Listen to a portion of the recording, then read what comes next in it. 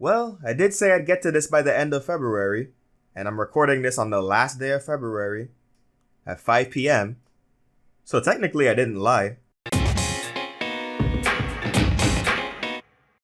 So if you saw my last video, then you'll know that instead of releasing episodes weekly, Disney decided to drop the entire second season of Proud Family, Louder and Prouder at once. And because of that, I'm going to be using my tried and true roundup format. Today, I'll be covering the first half of the season, and in the next roundup, I'll cover the second half. Sound good?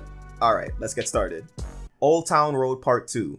This was a pretty solid start to the season. I mentioned in my review of Part 1 that I couldn't in good conscience get too invested in the idea of Sugar Mama and Oscar's relationship improving after the events of this two-parter, because their antagonistic relationship is a running gag that this show just will not let go of, for better or for worse. But one thing I was invested in was Sugar Mama's relationship with Quanah, and while I would have loved to see them rekindle their romance, realistically speaking, it's been decades, and while Sugar Mama may now have closure and clarity with how the relationship ended, she just doesn't have those feelings anymore. The episode doesn't dwell on this as much as I'm making it seem, I just really like this story decision. And props to Quanah for getting his law degree and getting the land of his people back. We love Black and Indigenous solidarity in this household. I'm not sure why the writers felt the need to tease a romance between Penny and Tyee here because, as we'll see, Kareem ends up being Penny's boyfriend anyway. They go on dates as early as the very next episode. Odd choice. And speaking of King Kareem, I didn't find out until weeks after I watched this episode, but apparently there's a post-credit scene with Kareem and Penny. I guess I gotta make sure I check before I just move on to the next episode now. Grandma's hands. So in the lead up to my coverage of this season, I mentioned that two of the things I was hoping to see was more Trudy and an overall improvement in Oscar's writing, and this episode gave me both in spades. At first I wasn't sure how to feel about Penny being so rebellious out of nowhere, but while it does seem kinda sudden and it's explained away with LOL hormones, it's not like Penny being rude to her mother is a new thing. She's gonna be rich, and rich kids don't have any problems. I wouldn't have any problems either if it wasn't for Mama. Keep mouthing off like that, and your next problem is going to be how many push-ups you can do at boot camp. Don't make me embarrass you in front of your kids. Well, my mama embarrassed me. I was willing to suspend my disbelief because the rest of the episode surprised me with how good it was. Grandma's Hands is a perfect example of the ideal way to write Oscar. Yes, he can be overprotective, cheap, and unreasonable, but he still has his daughter's best interests at heart. While he does try to help Penny through her punishment, he doesn't do it in a way that undermines Trudy. He's just softening the harshness and reminding Penny that even though she is being punished, she's still loved. I guess a simpler way to put it would be to say that he's being the good cop to Trudy's bad cop, but that's kind of reductive, and I really want to get across just how good this portrayal of Oscar really is. I'm willing to bet that a lot of people my age and older saw themselves in Penny. I'm sure a lot of us have had those moments where we're upset with our parents and we run off to our grandparents or aunties and uncles or whoever in our extended family and expect them to spoil us or bail us out, only to find out that our parents already told them everything. We thought we were so slick back then, but we were just pulling one of the oldest, most predictable tricks in the book. Lastly, I'm really glad they faked us out with that whole Penny revenge thing. Having Penny take advantage of her old, incapacitated grandmother would have been very uncomfortable to watch. I did have to laugh at Penny mentioning getting revenge for her dad though. Stop lying, girl, you know damn well you don't care about that. Curved. Damn. This season is really swinging for the fences for these first couple of episodes. Starting with an homage to Moesha was honestly really effective. It's not just a reference, it permeates the entire episode because Penny and Dejanay's relationship is very reminiscent of Moesha and Kim's, to the point where it wouldn't surprise me if the writers of the original series used Moesha and Kim as inspiration. This is probably the best portrayal of Dejanay to date. The dark-skinned girl tends to be portrayed as the most ratchet one of the group in Black shows, and the same goes for the plus-size girl in any show. With Dejanay being both, there's been a lot of discourse amongst fans long before Louder and Prouder was even announced regarding how she is portrayed. It was great to see Dejanay actually winning for once. My only issue was with how she straight up insulted Penny while she and Darius were together. If that was omitted, the message of the episode still would have gotten across. Penny talking out her feelings to Shugi really lays out the nuance of the situation.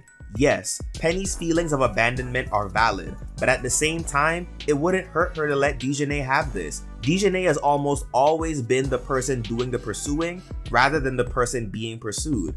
and it's better for her to be in a relationship with someone that actually likes her rather than endlessly chasing after a boy that never liked her. That's why I was more than a bit concerned when it was revealed that Darius was just using Dejanay to steal debate notes. Were we really about to get a reveal that Darius never liked her to begin with? I didn't want this episode to end with Dejanay right back where she started, but the writers managed to execute this really well. Having Dejanay be the one to confront him was the best choice because we get to see firsthand just how much it hurt for her to find this out. This is the most genuine and vulnerable we've ever seen her, and I think even the people that don't like Dejanay would feel for her in this moment. Secondly, her relationship with Darius was salvageable but not undamaged. While Dejanay did forgive him, it's gonna take some time for him to earn back her trust. It's not a complete return to the status quo like you would expect, and I'm interested to see where Dejanay and Darius go from here. I'm a bit worried we won't see him again since he's voiced by a celebrity, shout out Chance the Rapper, but I did see him pop up when skimming a later episode, so maybe I don't have much to worry about. The humor of this episode was on point, as usual, the highlight being that little subtitle joke. And it has one of my favorite endings in the series, even if it may agitate certain people. Especially the grifters that look at this scene and only this scene and will cry about it. And I have a few choice words for those people, but we'll get into that later. A perfect 10. So we got a good portrayal of Oscar, a good portrayal of Dejanay, and a good portrayal of La Cienega? Back to back? What is going on here? For the people asking how you can portray La Cienega as likable without just completely changing up her personality, I think this episode is a step in the right direction. She's bougie, but not as nasty as she usually is, and seeing her friends be there for her throughout the entire story was nice to see. The shining moment, of course, was Sugar Mama going off on everyone in the end. She pretty much said what I, and I'm sure many others were thinking. Yeah, La Cienega did let the fame get to her head, but she is neither the only nor the worst contributor to the problem. Like Sugar Mama said, she can't completely blame La Cienega because she's a child, and the adults around her should have known better, and were they not too busy trying to live vicariously through a teenage girl, they would have been able to actually help her avoid going down the path she was heading. It's almost surreal how this season is delivering back-to-back bangers. Let's see if we can get a fourth one in a row. Puff Daddy. This episode had one job. Literally just one job. Be funny. And it fucking succeeded. I cannot remember the last time I laughed this hard at a Proud Family episode. No pun intended, but this had me howling. The writers had the cheat code for how to get me hooked. Appeal to the part of my brain that keeps falling down the rabbit hole of paternity court episodes and Maury compilations. And they actually got Maury to play himself. There was no reason for me to be on the edge of my seat while Maury announced whether or not Puff was the father. And yet, there I was, on the edge of my seat. There was no reason why I should have been invested in a Puff episode. And yet, there I was, invested. Every time I thought this episode couldn't get funnier, it did. It's not enough for Puff to just not be the father. They had to do the exact kind of reaction you'd see on the real Maury show, complete with the mother running backstage and the cameraman following her. It's not enough for the show to just have a plain old happy ending. They had to reveal who the real father was, old boy looking like Blue's light-skinned cousin, and La Lupe is still messing around with him. The episode ends with them walking off to more than likely make another litter. Ella por las calles. I swear, once I'm done with this season, this is gonna be the first episode I rewatch. It's messy in all the best possible ways.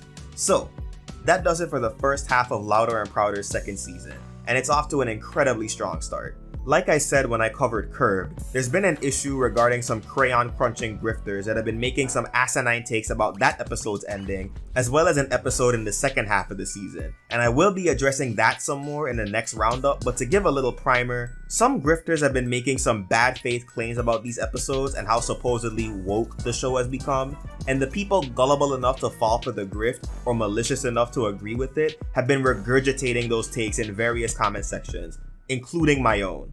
This has happened to me before with the My Little Pony G5 movie, where people that never gave a damn about the IP make a rage bait video about how woke it is, and people that don't take 5 seconds to think about that or where these takes are coming from fall for the grift, only for said grifter to have already moved on to the next hot topic because they never actually cared about the product to begin with. As a result, the people that actually do care about the IP and are making their own videos get people who have never interacted with their content before coming out of the woodwork to regurgitate whatever the grifters put into their heads. And they fail to adequately substantiate those points because they didn't actually think about it critically. They just went along with it.